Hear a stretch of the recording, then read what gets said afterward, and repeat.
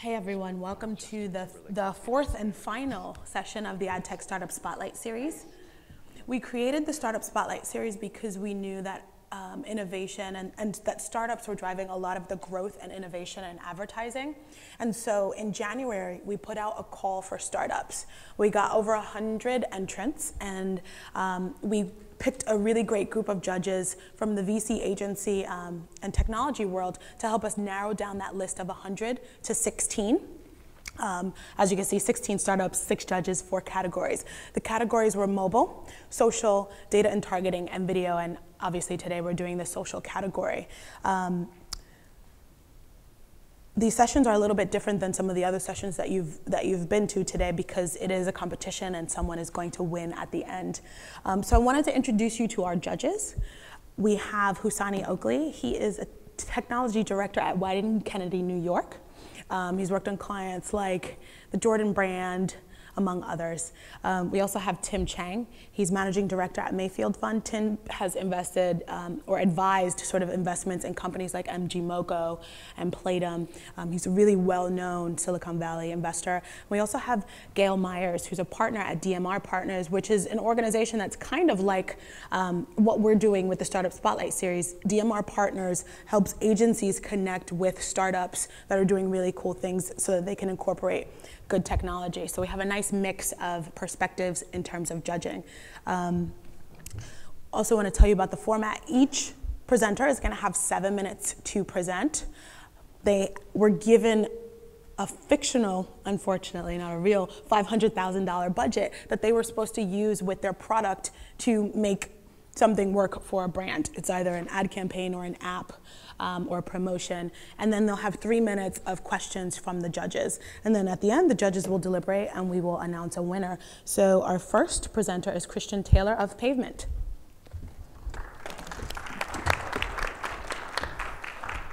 Hey there. Give me a second while I find my presentation.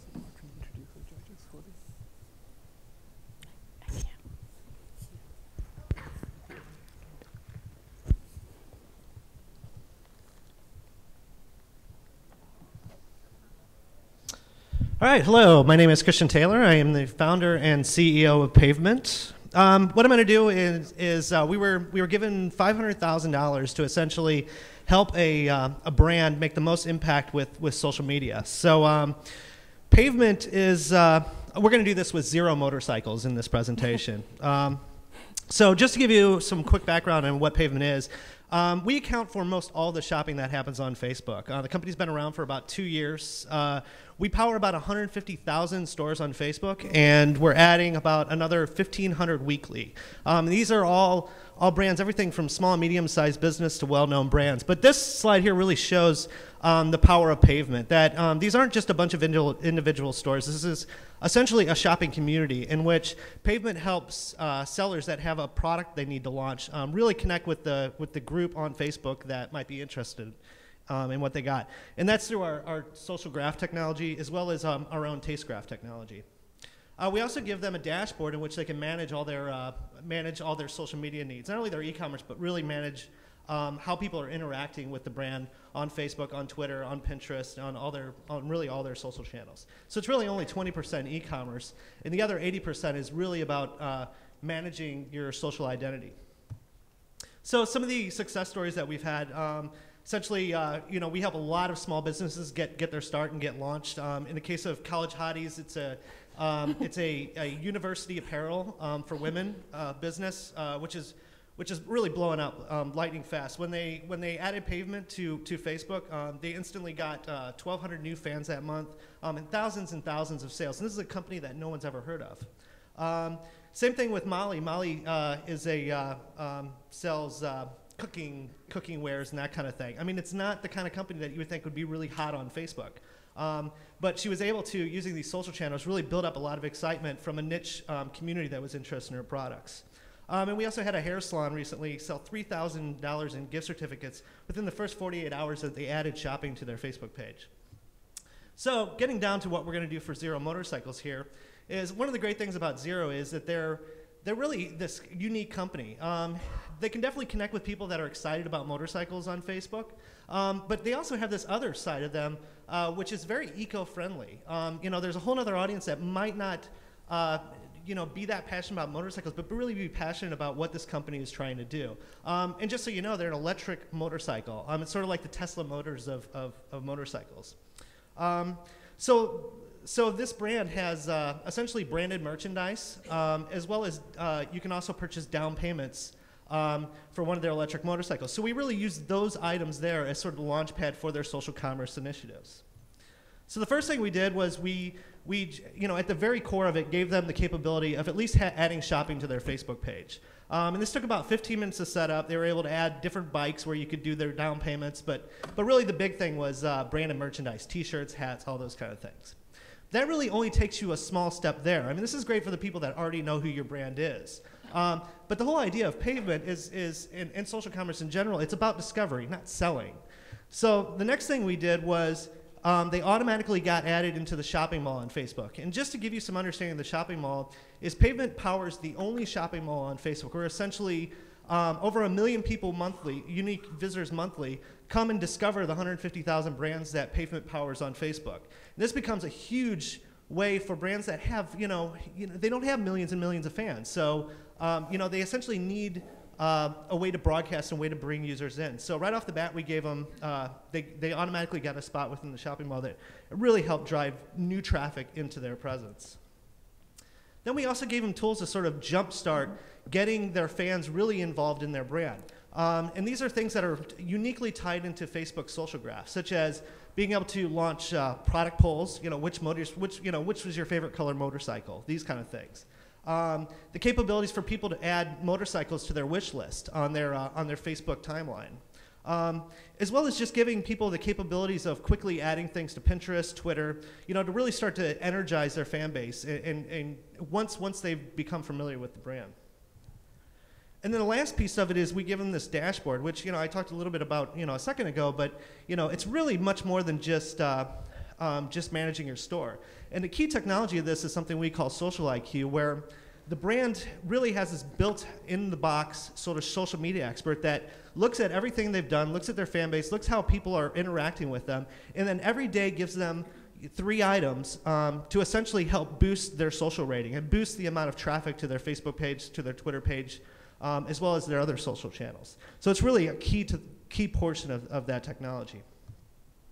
And what did this whole thing cost us? A whopping $30. So that's all Pavement costs. We're a complete self-serve platform for $29.95. You can get our premium version, which gives you all the tools to be able to essentially build huge audience on Facebook and Twitter.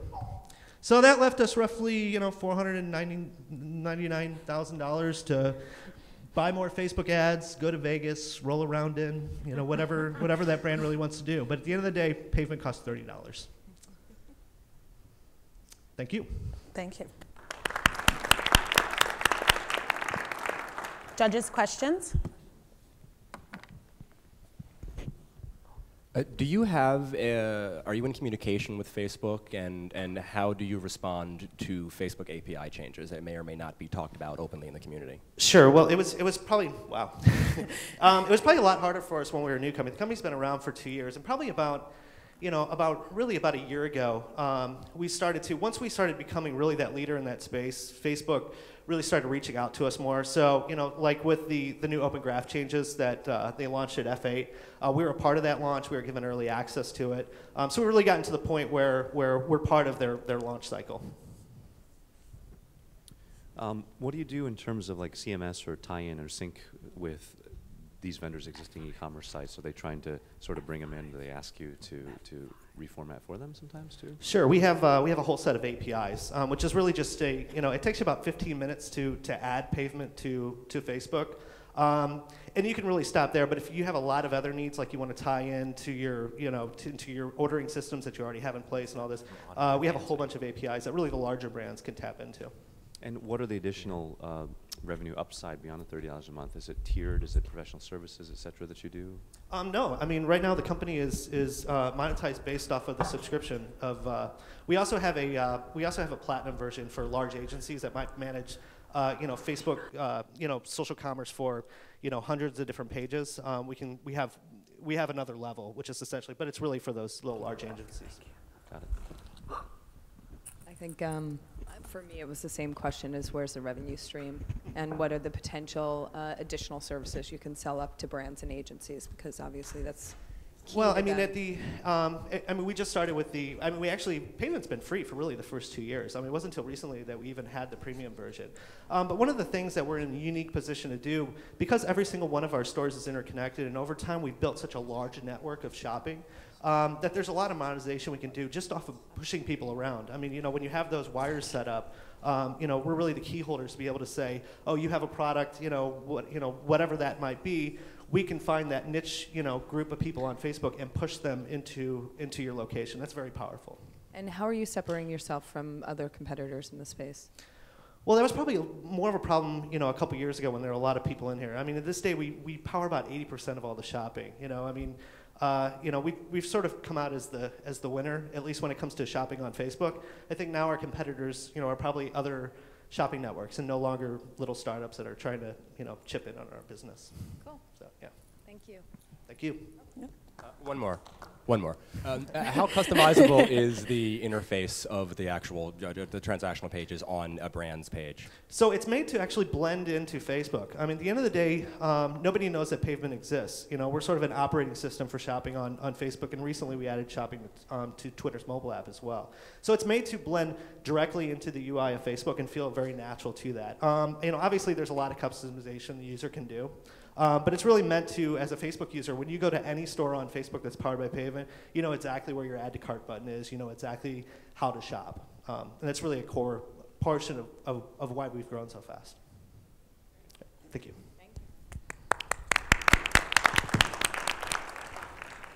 Our next presenter is Roland Smart of Involver. All right, thanks. Glad to be here. Thanks for the opportunity. So I'm going to share a little bit about Involver. I run the marketing department. We just launched some new stuff at AdTech, so I'll touch on that too. But the topic of the presentation today is about how to get for more money for your spend, OG style, from an ad perspective. So just a little background first on Involver. We power more pages on Facebook than any other platform. And it's not just the volume of pages. These are also some of the biggest pages, like this one, which Facebook produced with USA Today. And if you're interested in learning more about this project, you can join us on April 18th at Facebook, where we'll be presenting a detailed case study. But this experience basically let people rate and watch Super Bowl videos in real time during the Super Bowl.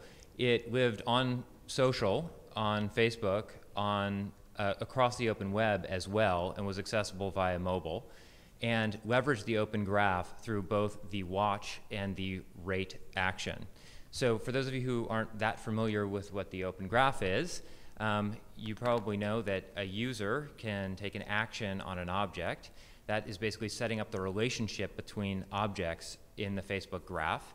But with so you're probably familiar with a user liking a post or something like that. With custom actions like watch and rate, the ones that we used for this application, you're able to set some intention between what the user's doing and the object they're acting upon, like Roland listens to a song or Raheem watches an ad in this case. So one thing you need to know is that more OG means more reach for your ad campaigns, so that's very important. In other words, if you're not leveraging the open graph, you're doing it wrong, and you're not getting the full value for your ad spend. So I'm going to talk about how to do that. So we help with that in Involver. We provide cutting-edge technology at scale. Quickly, here's what we're not. If you're looking for campaign strategy or creative, you should talk to one of our partners. These guys build great stuff on our platform. If you're looking to transact on social, you should talk to Pavement. But if you think social shopping is about picking 3 shirts from a catalog, sending them out to your friends to ask them which one they think is best, and then getting a discount on the one that they tell you is best, you should talk to us. And if you're interested in ads, you should talk to Compass and Graph Effect. They've got awesome products. But if you're more interested in looking at how you can extend the reach of those ads by leveraging the open graph, you should talk to us. So a quick look at our platform here. It's got 2 sides. On the left side, you've got a conversation piece. On the right side, you've got our engagement offering. That's the applications. I'm going to talk a little bit more about that as we get into the budget. But all of our applications are built on top of this thing called social markup language, or SML. which is just, so you understand what that is, that's basically social HTML with some OG goodness built into it, okay? So all of our apps are built on top of SML. If you're a front-end developer, you can tap right into SML with the tools you already have, HTML, JavaScript, CSS. If you don't have front-end developers in-house, you just have a designer, use our visual authoring platform. We just launched that yesterday. It's really cool. If you don't even have a designer, but you need to deploy stuff, use our app suite. You can install stuff in a couple clicks. So let's talk about that $500,000 a year. If you've got that kind of budget, you're a player. You're working in a global market. Let's say you're Jack Daniels. Actually, you own Jack Daniels. You're Brown Foreman. And Jack has got a lot of friends, meaning you're selling a lot of different kinds of liquor globally, which means you've got teams. You need to manage those teams. That means that's how you're a company that has $500,000 to spend on social business. You're in this revenue range where, this is from an altimeter report, where you're between over $250 million. But keep in mind, that's not actually that much money. You've just been given a sliver of the overall spend, so you really need to prove that you're going to get the most value for that money. It's really important as social grows and we transition funds from media more into social. So you've got to manage efficiently, you need a platform to do that, and you need all of your team to be able to work in that platform, including your developers, not just your marketers and designers. And we're really the only platform on the market that lets all of those players work in the same platform. Well, let me get back to your $500,000. So has everybody seen this? This is an altimeter report that breaks down where companies are spending money on social. Let me zoom in a little bit, and you'll see that companies with $500,000 budgets are spending about between $100,000 and $150,000 on technologies like Involver to manage social. So let's talk about that budget. You're looking at about 20% of your overall spend. Let's just call it $100,000 for round numbers. But understand that you're going to spend more. This graph basically shows on the vertical axis what's going to work best in the future, and on the horizontal axis what's working great today. You'll see that social media is in the top right hand of this corner. That's why we're seeing money transitioning into social spend. That's going to continue to happen. But with your $100,000, we'll give you everything you need to get going with the virtuous cycle. First, you can do listening and publishing to get to know your community. You can figure out what they're interested in. Then you can start deploying applications that help you monetize that audience, whether it's coupons, promotions, or what have you. So going back to the Super Bowl example, here we had an ad spend that was driving users to this experience.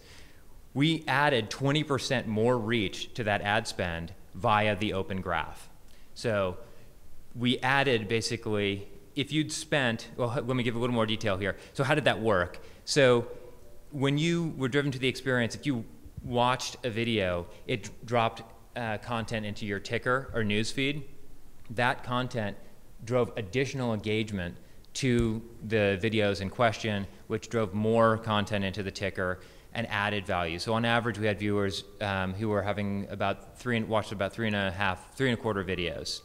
So this slide got a little messed up, but basically what I'm showing is if you're spending, let's say you're spending about $100,000 on ads and you're getting 20% more reach, you're basically saving $20,000, okay? So, or obviously you could just take that $20,000 and spend that to have additional reach and just get more value. Well, let's say you save the $20,000 for now while getting more reach for your efforts, and you can take that $20,000 and do something really social, like throw a party. So that's Involver. That's what we do. That's how we help save you money. Time. Thank you. So quick question, what's your revenue mix between, say, SaaS versus services right now? Great question. That is a question that I love. We do not provide services. We are a development platform. You can use our technology to build stuff on your own. We don't build things for our customers. And that's what differentiates us in the marketplace. Got it. So it's probably offered as a self-service sort of tool, right? What is the sophistication level, though, of agencies and brand marketing departments to be able to handle self-service? And they usually, when they request hand-holding, who do you try to? Absolutely. So we work with agency partners that are very skilled at using SML to build the most sophisticated experiences. But I don't know if you remember the chart that showed sort of SML at the bottom, then visual SML, and then App Suite. So we do have offerings for brands who don't have front-end devs and just want a drag-and-drop solution. We do offer that as well. Got it. And Yeah. last question. I'm a fan of the tech approach, but as you talk to clients and you find, say on the agency side, Buddy, Vitru, Wildfire already lodged in there, and then Yeah. other workflow tools, guys like GraphEffect and Spruce, et cetera. Yeah. How do you wedge in, and what's the sort of positioning and differentiation you try to take? Great question. So those companies that you mentioned in many ways operate as if they were agencies. So that's why we've had a lot of agencies come to us and really respond to our product offering, because they can deliver, they've got the services and the creative. Our platform enables them to compete with Buddy. We're not us. So we're sort of enabling that to happen rather than trying to directly compete. As we deliver more tools like Visual SML to the market, we have a lot of traction with brands. Actually, our pedigree and history as a company is that our App Suite powers more pages on Facebook than any other platform. So we do have a lot of amazing relationships with brands, and that is the other way that we work with them. So, could you tell us a bit more about SML and specifically the learning curve for a development team? Yeah, great question. So we have designed SML for front-end developers. So if you know HTML, JavaScript, and CSS, you can ramp up with our platform in 2 days, literally just 2 days, and you can start building very complex projects. We make that possible because, one, we have a very active developer community. Two, we have a repertoire of pre-written experiences that you don't have to start from scratch, in other words. You can start from some great templates that we've built and that developers in our community have built. So we make it really easy. The front-end developers like it because they don't have to touch a single API, and they don't have to deal with hosting at all. So the learning curve is very quick. Yeah. And are you generally, what is your split? Are you working with agencies more or with brands? So that's a great question. It depends on whether you're asking number of customers or if that's a revenue-related question. What I can tell you is that, so from a revenue perspective, we've definitely been in the last year and a half, which is when SML was launched about a year and a half ago. Since that time, we've been really very, very focused on the agency space because they're really the ones who are, they've got the talent to really leverage our technology, and they're very effective at helping us drive into brands, just as Buddy and Vitru and those guys are that are sort of operating like agencies. Gotcha. So as we bring other more brand direct products to market, we'll see that balance out a little bit. But And, Time. agency focused. Oh, sorry. We can ask him more questions after if you'd like. Yeah, that's perfect. Thanks very much. Our next presenter is James Barrow, CEO of GraphEffect. Great. All right. Well, it's quickly reintroducing. James Barrow, CEO, co-founder of GraphEffect. At GraphEffect, we develop social marketing software that ties together paid, earned, and owned media onto a single platform. And we've been very fortunate over the past couple of years to work with a large number of great clients, including American Express, GE, Intel, CLIQ, among others. Now, one client we have not yet worked with, but I'm going to explain to you why they're going to work with us, is Apple. All right? Now, the way we're going to talk Apple into working with us is we are going to help them leverage the almost billion users on Facebook. Now, to do this, we're going to go ahead and deploy the entire budget onto Facebook ads, leveraging GraphEffect, every single dollar optimized to drive real sales and increase real ROI for them. Now, the key to doing this is to make sure you do not take a search engine marketing approach to social. Right? And so we built our software with this in mind, and I'm going to walk you through kind of how all that fun stuff works. The first step to this, though, is we're going to have a probably heated talk with Tim Cook in which we talk him into turning Apple.com into an open graph application. What that's going to do is every time someone actually buys something, they'll have the ability to frictionlessly share that purchase with their friends. Totally opt-in, but if they want to do it, it's going to be seamless. Once we have that in place, these stories can end up in the news feed or in the ticker or even mobile, basically as many times as people actually buy, which becomes a very powerful lever for us to utilize with media. So the way we actually truly leverage this is through a technology called Viral Boost. And what Viral Boost actually lets us do is run ads on GraphEffect. We can generate thousands of ads, put them out there to optimize for our goals. But we're not going to optimize just for people who buy, not just people for the buy and share, but people who buy, share, and get their friends to actually buy. And we can actually track all of this through a concept called viral attribution. And the reason why this is so cool, frankly, is because on Facebook, it is a social web. So we're not just optimizing for one person to influence their friends, it's actually their friends influencing their friends' friends. And that's ultimately how you actually leverage a social graph to actually get true ROI out of social.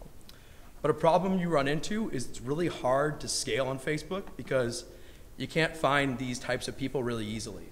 That's primarily because there's no cookies in Facebook. So to go ahead and combat this, we launched a product called Audience Boost.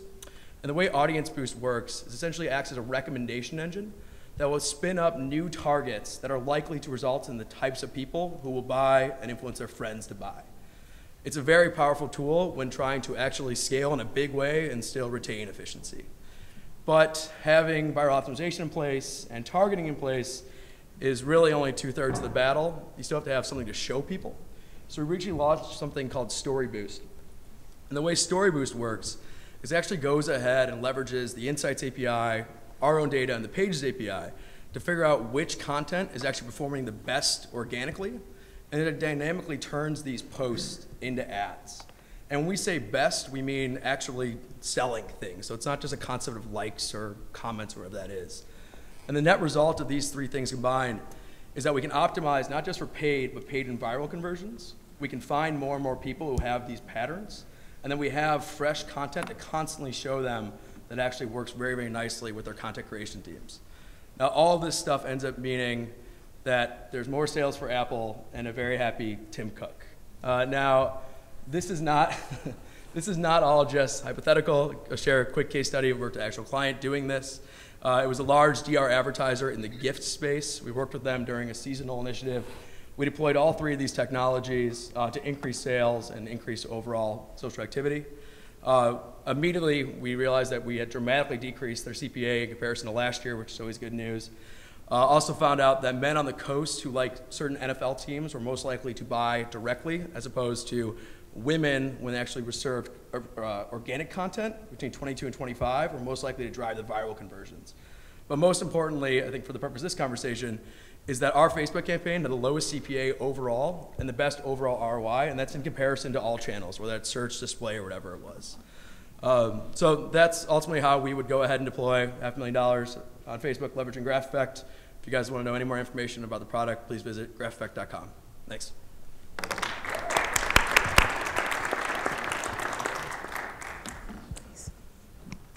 So are you generally working with brands directly, and are you more in the performance space? We're actually completely transparent on pricing, so we're trying to really align ourselves in being a collaborative partner. We do work with them to hit CPA goals, but we work with brands, agencies. It tends to be more the brands are the DR guys, and more the DR guys are brand direct, and a lot of the brands are working through the agencies. And then are you an API that allows those? No, we're actually a software suite that gotcha. we're leveraging on the behalf of them to go ahead and hit these goals, and it's built on top of 4 of Facebook's APIs. Gotcha. Okay. Hey, good to see you again. Good job. Quick question.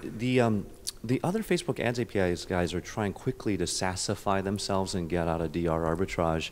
Are you running into them more? And what's sort of like the tagline to try to differentiate as folks try to tell your story too now? Yeah. Ultimately, for us, the key is collaboration. Right? I think there's a quote Facebook throws around: 16% of page posts actually just hit the fan. So every piece of content is actually an ad, and if that's the case, we get to help content creators, media buyers, and analysts all work together.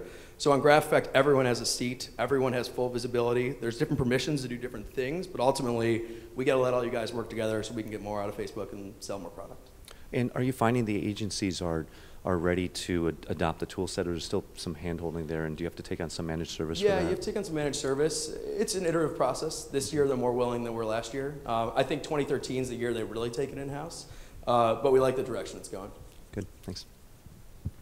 Could you tell us a little bit more about how Story Boost works? Yeah, so Story Boost, a couple ways. So basically, everything in our system has a concept of ranks. So every post you put out gets a story rank. right? And that's leveraging the Insights API. It's also leveraging data that we're able to collect when you use our tool to publish the content. So that's when you can actually add in the conversion to that. And ultimately, every post gets a rank, and if the rank essentially exceeds a goal that you have, we say turn this thing into an ad. It's performing phenomenally well. And ultimately, that strikes us as a very logical way to approach this, because we can get beyond sort of the fluffy engagement metrics and actually treat these things like they are, which are ads with little reach. Thanks. Cool. All right. Thanks, guys. Our next presenter is Dilip Venkatachari, the CEO of Compass Labs. Thank you. And welcome to the last presentation for the day. My name is Dilip Venkatachari, and Compass Labs is a social advertising solution that does basically three things unusually well. First is it helps advertisers identify and reach very specific audiences, precise audiences, much more than you can traditionally reach through other means, including things, audiences like users at specific points in the sales funnel, and users who are more likely to be more influential and engaging and so forth. The second is delivers these as ads on Facebook and Twitter and LinkedIn and so forth, but do so in a very bid optimized manner such that the cost of delivery, the end cost, turns out to be about 30 to 50% lower than alternatives. And finally, the most important thing is to be able post-campaign to be able to extract deep insights about the audiences, about the customers, importantly about your best customers. Let me just start with showing you a quick overview of what we do.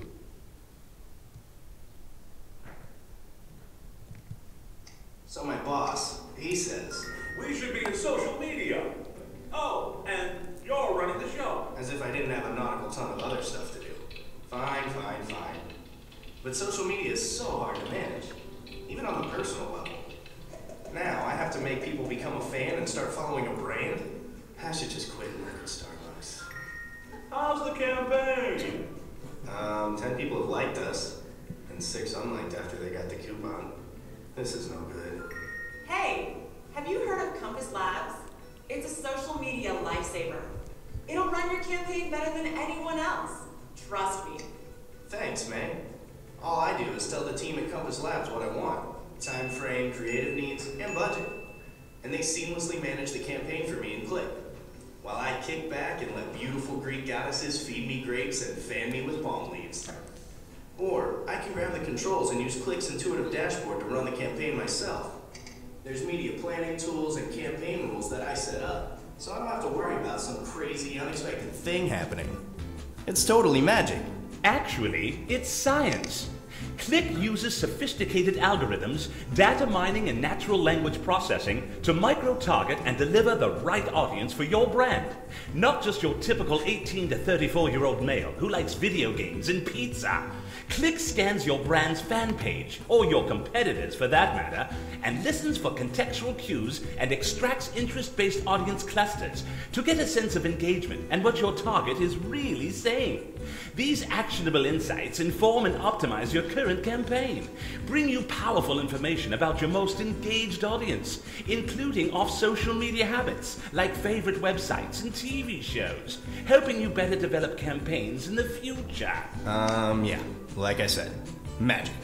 So now, thanks to Me! CLIQ is my go-to social media tool. So there's less of this, and more of this. Find out what CLIQ can do for you. Sorry about the quality of that video, but the fundamental issue here in kind of what differentiates us and what how we focus on is to treat social media for kind of what is unique about that, which is the high level of interactivity. There are millions or tens of millions of messages every day being exchanged. There are actions like shares, check-ins, and things of that nature. And there are social graphs and relationships formed and even unformed every once in a while. What we do at Compass Labs is basically mine all of that data. We have developed natural language processing algorithms that are specific to social media and predictive analytics models that let us essentially extract very deep targeting intelligence so that we can help identify exactly what are the right audiences if you wanted to reach people at different users at different points in the sales funnel, users of a particular interest, and so on. And we apply that to a platform we call CLIQ, Compass Labs IQ, which is a self-serve platform used by many of the well-known agencies and advertisers, as well as we also offer managed services that kind of let agencies do exactly two things: plan and run campaigns with it. So for this conversation today, what we selected is an example of a brand, somewhat like many of the ones that we get, which tend to be both a combination, in a very typical situation, a combination of both engagement as well as a DR. And for example, here we have Loyo, which is a Greek yogurt brand focused on one end of the market, which is fitness-oriented adults. Yeah, and very specifically, their target is higher household income individuals, typically 18 to 45, and people who have health conscious and fitness conscious and so on. The position of the market, they are coming from behind. They have a somewhat weaker social presence than the rest of the market.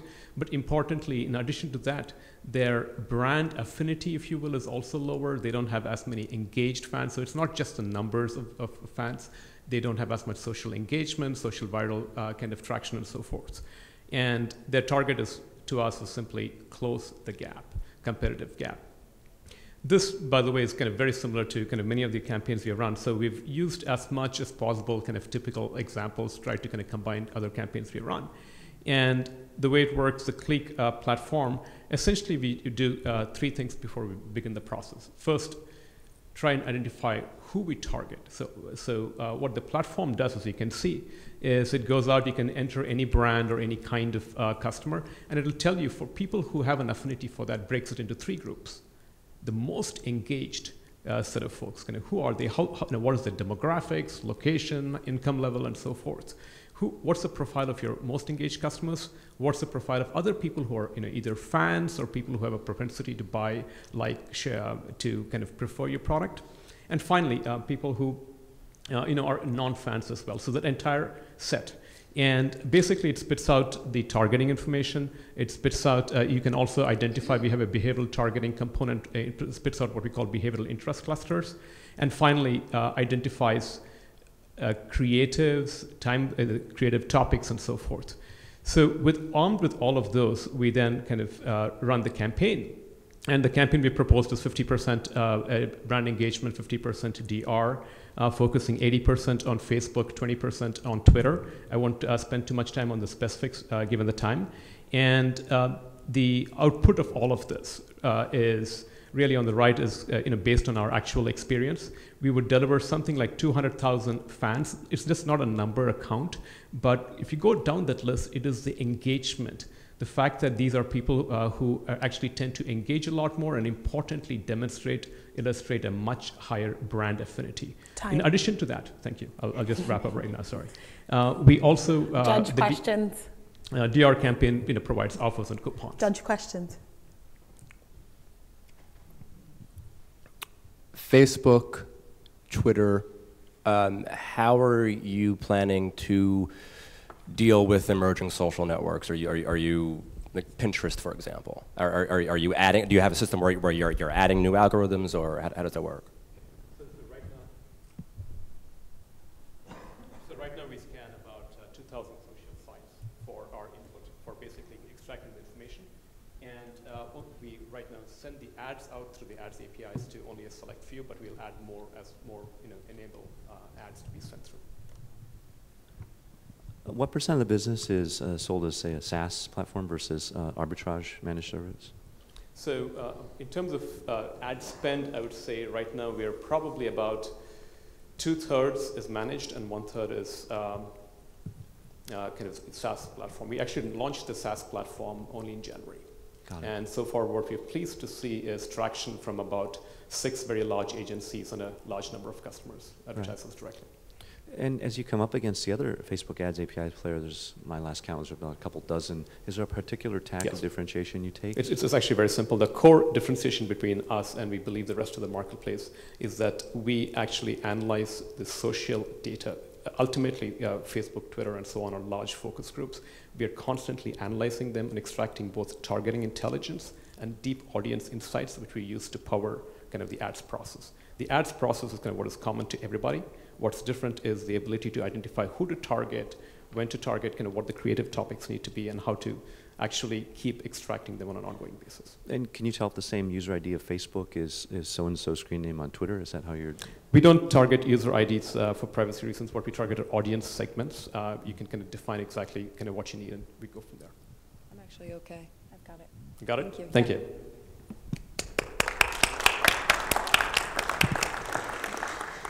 I do not envy you, judges, because you have some tough deliberation. But I do want to give the audience an idea of what the judging criteria is, because I'm sure you guys have your thoughts on who should be winning. And but we asked the judges to consider the presentations along these guidelines. Would this company receive a significant amount of your budget for either a new technology or service platform, an ad campaign, or funding investment?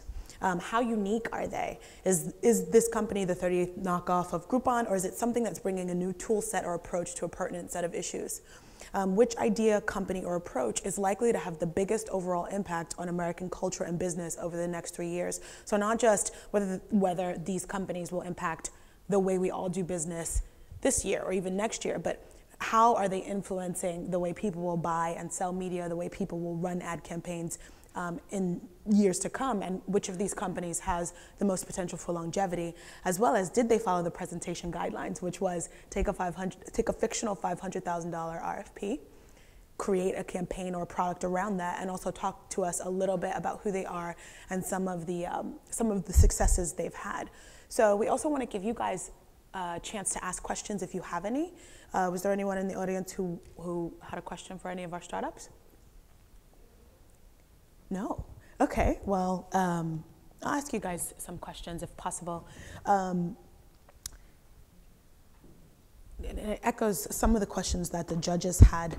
I know that, you can just have it. I know that Facebook is definitely the primary ad platform, the primary social ad platform now, but I know that LinkedIn has started to roll out ads too. Is that something that you're planning to incorporate? Like, is B2B something that's on your radar in terms of what your company is doing?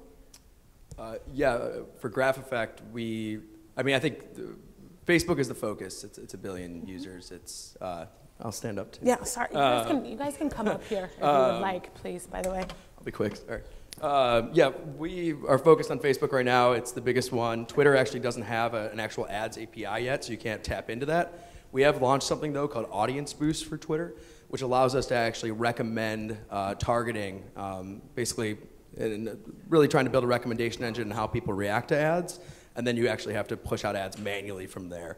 But we think all the social platforms are ripe for this, and ultimately they all follow the same pattern that Facebook has set up, and that content ultimately is what becomes your best performing ad. So we think it plays really nicely with our overall approach. Dilip, for example, I know that you incorporate ads from across the social graph. Mm-hmm. Is B2B a focus? Are you starting to see interest from B2B advertisers? Yes, we do. I mean, we've seen interest from B2B, mainly more for LinkedIn, though, because that's kind of a natural playing ground. But increasingly, we've seen Twitter and Facebook also be of interest. But broadly, kind of stepping back, I agree that all social networks, right now, Facebook is the big one, but increasingly, both Twitter, LinkedIn, and Pinterest and others are gradually will become very important from an advertising perspective.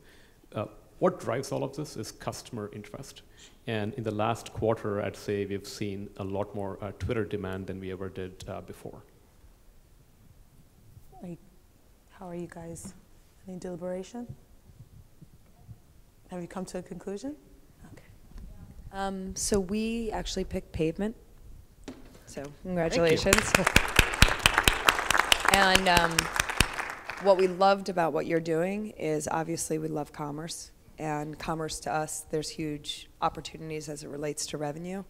I would relook your business model for your pricing, to be honest.